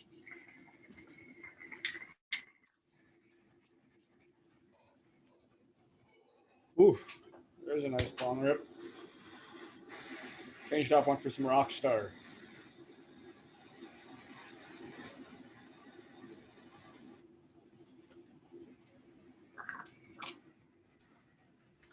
Ooh, that was good.